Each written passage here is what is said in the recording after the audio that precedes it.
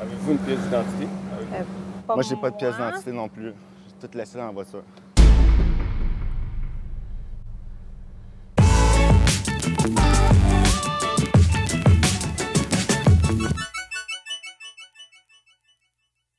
Bonjour, je m'appelle Amélie, j'ai 24 ans et mon idée pour Montréal, c'est la passerelle des possibles. L'idée consiste à une structure d'art fonctionnelle qui réutilise les vieux wagons de métro de la STM pour relier les quartiers de Rosemont et du Myland. L'idée ne vient pas de moi en partant. Moi, je suis plutôt en charge des communications pour le projet de la passerelle des possibles. Donc, l'instigateur, c'est Beat Richard. L'intersection Rosemont-Saint-Denis, c'est une des intersections où est-ce qu'il y a le plus d'accidents avec des piétons aussi qui se font frapper malheureusement par des autos.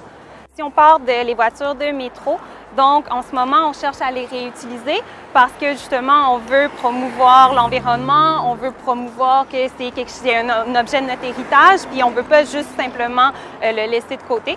Donc, ce côté-là qui est vraiment une vitrine historique dont on peut être fier, qu'on peut s'approprier. Ensuite, Rosemont et Myland, c'est deux quartiers qui sont en plein essor. Donc, ils ont vraiment explosé dans les dernières années. Il y a de plus en plus de personnes qui travaillent dans le Myland. Donc, environ dizaines de milliers de personnes qui font le chemin tous les jours pour aller travailler dans le Myland. Parce qu'en ce moment, il y a deux options qui s'offrent aux gens. Donc, c'est soit qui arrivent par le métro Rosemont, qui font un long détour en passant sous le viaduc ici, ils reviennent sur leur pas, puis ils arrivent par le champ des possibles, ou bien ils décident de traverser légalement les rails du Canadian Pacific, puis ils peuvent avoir des contraventions pour ça.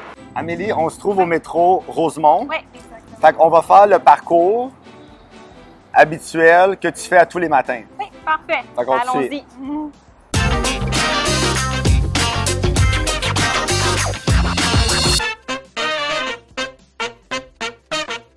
Les gens qui font vraiment le chemin à tous les jours passent par le champ, donc arrivent exactement ici pour ensuite traverser le champ et aller dans tous les immeubles qui sont leur lieu de travail dans le Myland.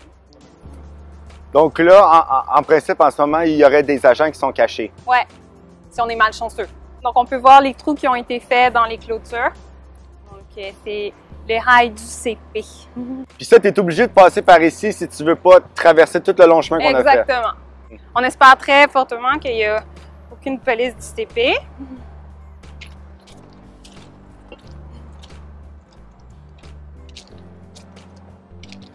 Attends, il y a quelqu'un là. Bonjour. En fond, on vient de se faire arrêter par les agents. Fait évidemment, en traversant ici, on va avoir des contraventions. Okay. Donc, tous les gens qui traversent illégalement parce qu'il n'y a pas la passerelle des possibles sont arrêtés ici. Donc, c'est vraiment le cœur du problème. Comme le policier nous a dit, il y a environ une centaine de personnes qui traversent illégalement tous les jours. Ils les arrêtent pas tous parce qu'ils sont pas là 24 heures sur 24, mais ils en arrêtent quand même à tous les jours. Okay. Le montant de la contravention, c'est combien? 149. C'est 149. Donc, c'est quand même traversé. Ça va être correct pour cette fois-ci. OK, parfait. Ça va être un avertissement. Depuis que vous faites de la prévention, nous, on comprend ça.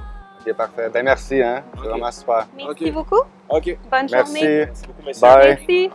Ils savent que le monde le font, donc ils ont juste à se cacher légèrement, puis ben ils font juste donner des tickets, puis c'est tout. Puis donc c'est un peu, c'est un piège à tickets. Il n'y a pas vraiment autre chose à dire là-dessus.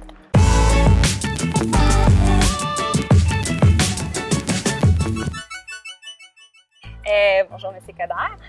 Donc, on pense que c'est un projet qui a vraiment c'est une super belle idée, c'est créatif, ça met de l'avant tout le talent montréalais et on croit que ça répond à un problème de longue date. Donc, on aimerait vraiment que cette solution voie le jour et on pense que ça pourrait être quelque chose dont tout le monde pourrait être fier. Go Coderre! Go Coderre!